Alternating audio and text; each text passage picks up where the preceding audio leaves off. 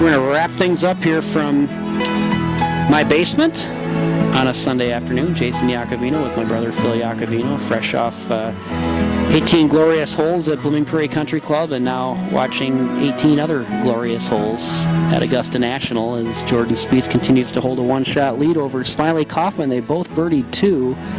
And, you know, you're not seeing anybody else still early in this round, but in terms of the guys in front of them, whether it be Dustin Johnson, Rory. Yeah, now there's the only 2 guys. They're not going low yet. Tournament.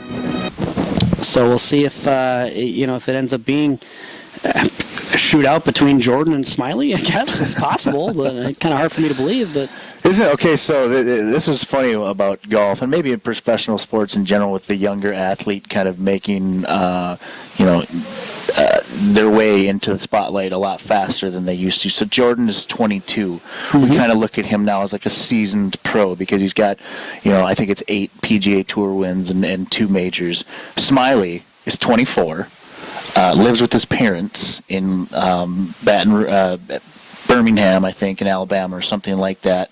And this is his first Masters. I think he may have won a wraparound event in the fall or something that got him in. I'm not exactly sure what his ticket was or his invitation was based off of. But I mean, Jordan's 22. Smiley's 2 years older than him. But we just view him totally different. So I think Smiley mentioned that when they interviewed him at the end of the round yesterday. They played in some AGA, that's right, in events and things like that, and so I've known him a while, and it is just amazing how there can be that much of a difference because Jordan's worth $1 billion and Smiley. Right. Jim Nantz kind of pried him. It was kind of awkward. Yeah. What kind of car do you drive? I was really, what year is it? He said a Nissan. What year is it? Like, come on, Jim. How much money? Speaking of Nantz, what is him? Why is he giving like his favorite player of the tournament his tie after the game? That's ridiculous. What was the bit with that again?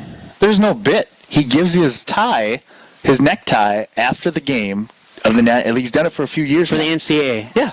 He gives it to the player that he thinks, played the best on the winning team. I don't know. I might give it back, I guess, if I were that Jim, guy. you take your Brooks Brothers tie and get out of here, Yeah, speaking of traditions, with Jim, there's a bit too many with him. But he's trying to, make it seem like his tie is some prestigious award. That's my point. Yeah. That Hello Friends thing, by the way, Jim Nantz has been, what did you say, he was 26 when they did that broadcast 1986. Yeah, go on. Well, I don't think it'll be up there now. Masters.com had that broadcast. Great. So he's been with CBS for a long time, and he's done a lot of different things with him. But the Hello Friends thing, that's not that old. That's only 15 years old when he started inserting that little thing. If you go back and watch some of his NFL coverage with CBS or college football coverage, he was good. He's great. He's a phenomenal broadcaster. He's one of my favorite. But these little things that he's got going on that that tell us about who you're living with. That was just so and odd. The car, the year. Right. So he's trying to prove a point about how the Smiley Kaufman is one of these guys who lives out of By the way, you and I both know that no PGA Tour players is hurting. They live the best professional sports lifestyle there is. Well, I don't know about that. I'd actually disagree with that.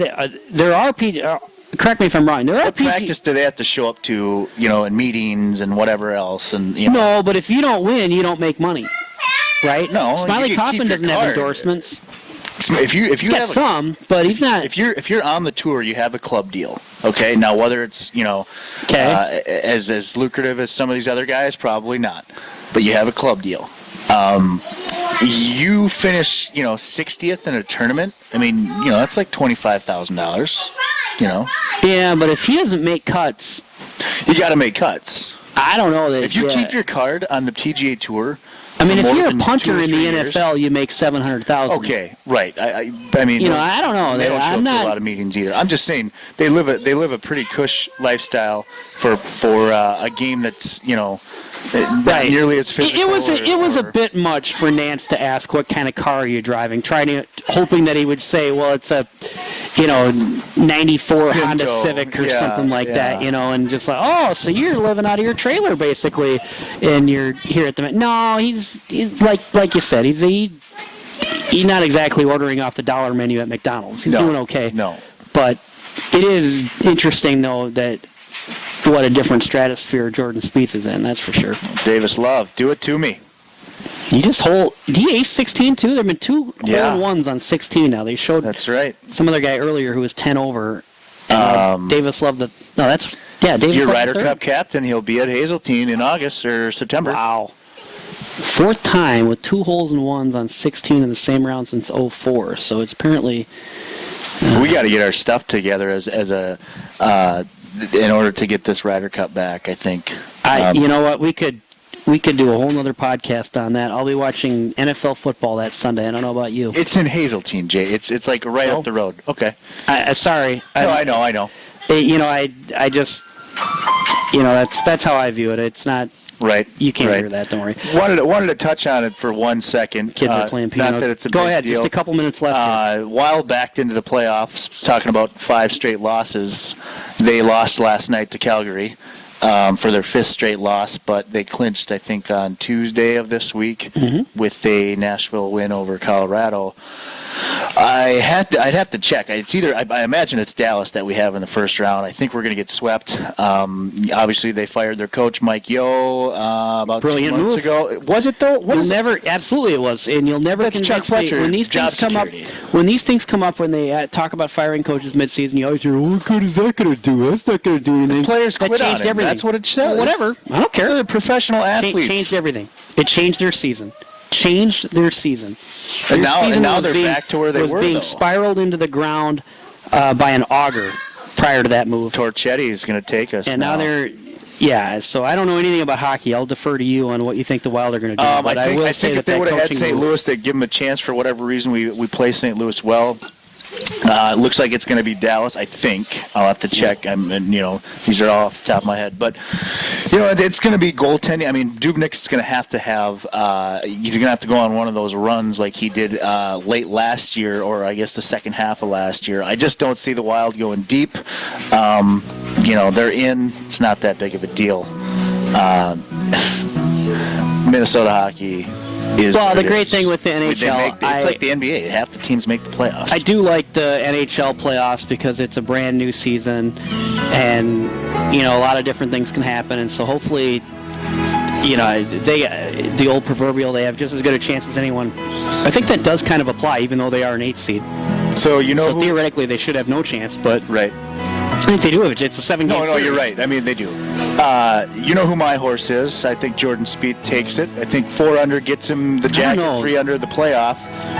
It's hard to argue with that. It's hard to argue with that, and I don't see really anybody else, at least early, that's going to challenge him for that. But we know when this tournament starts. It starts in the back 9, which we're still a few holes from, and right now it looks like Smiley Kaufman would be the guy that would challenge him.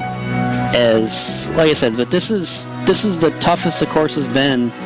It's not like it's been hurricane conditions or anything at Augusta, but the winning score is going to be 5 under or something, right? Oh yeah, I think four under wins it, or will get it unless somebody goes off. But they didn't even have to use the sub airs that they take the moisture out of the air with. Their just cool conditions, windy, and it's when you're course like that, that's tough. Phil, let's do it again next year. Absolutely. Thanks for those tuning in.